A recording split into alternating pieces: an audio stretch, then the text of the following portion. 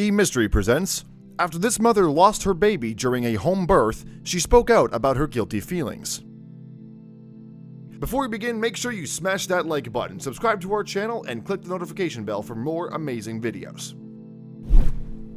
Throughout her pregnancy, Amy Green had longed for the moment she would finally meet her daughter. As a result, she planned everything meticulously, including her home water birth. So when her daughter died during delivery, the distraught mom blamed herself. Amy and her partner Ryan Conroy live in the town of Saltash in Cornwall, England, and in November 2017, the young couple's lives were set to change forever as they prepared to welcome their first child into their home. What's more, Amy and Ryan couldn't have been happier about the prospect of welcoming a baby, and after a near-perfect pregnancy, the pair were certainly ready to meet their little girl. Instead of delivering her daughter in the hospital, though, the 23-year-old mom-to-be wanted a home birth. So, when Amy's waters broke on her due date, the couple sprang into action. Ryan had already stocked the house with snacks for the 4 midwives who would help to deliver his daughter. All that was needed to do then was to fill the birthing pool and crank Amy's labor playlist up. As the mom-to-be prepared for her delivery, though, she contemplated how her life was about to change. Indeed, in February 2018, Amy would write on her blog, "It was mid-contraction on our second-floor banister that it suddenly hit me like a train. By tomorrow, we will finally be meeting our little angel."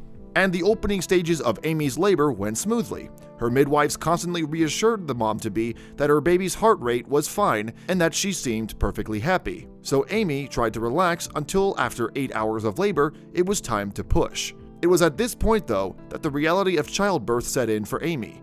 The pushing stage was the most horrendous pain I have ever felt in my entire life. She later admitted on her blog, "After a good few pushes and a change in position, I remember uncontrollable tears running down my face." Of that occasion, Amy continued, "I was completely overwhelmed with fear, happiness, sickness, and excitement." However, despite her fluctuating emotions, the 23-year-old tried to keep calm for the sake of her unborn daughter. "I repeatedly chanted to her, 'Come on, baby girl, we can do this, we can do this,'" she later revealed. Eventually then, the time came for Amy to deliver her daughter, and she would later detail how the wait for another contraction was eternal, as she had pushed with all her might. Something didn't feel quite right to her though, and so she informed the midwives that the baby was stuck. Amy added, "The only way I can describe it was that the baby was on a bungee cord getting lower and lower with each push and then springing back up again until the next contraction." But by this point, the expectant mother had little option but to keep pushing. Then finally, Amy's baby daughter, Luna Valentina Conroy, finally emerged into the world.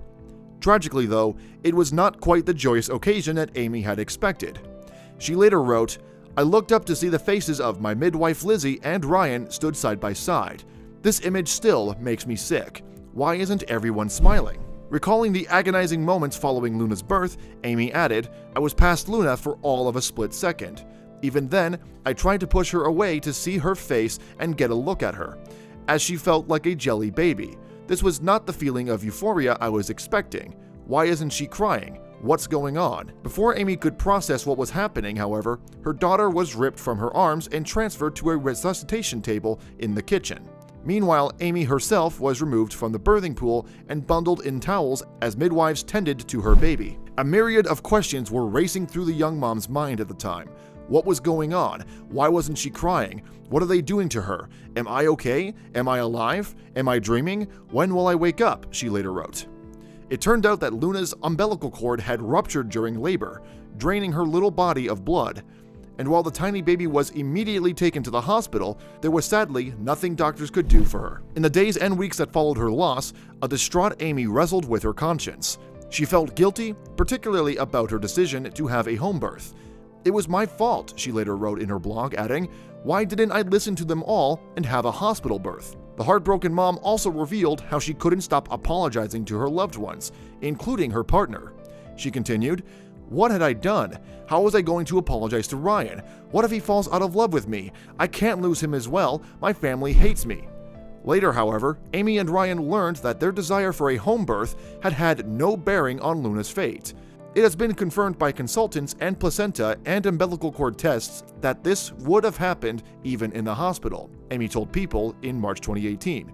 In the wake of Luna's death, though, Amy and Ryan wanted to honor her legacy, so the brave couple established a fund in a bid to support others in the same position. They aimed to help bereaved parents through their experiences and eventually provide retreats for grieving families. And even though her labor didn't have the outcome she'd longed for, Amy treasures those special moments with her daughter. "My labor remains an incredible memory," she wrote on her blog. "Calm, comfortable, and even better than I had envisioned. It was absolute perfection." Thanks for watching another heartwarming video. Please check out our channel for more stories that will make your heart melt.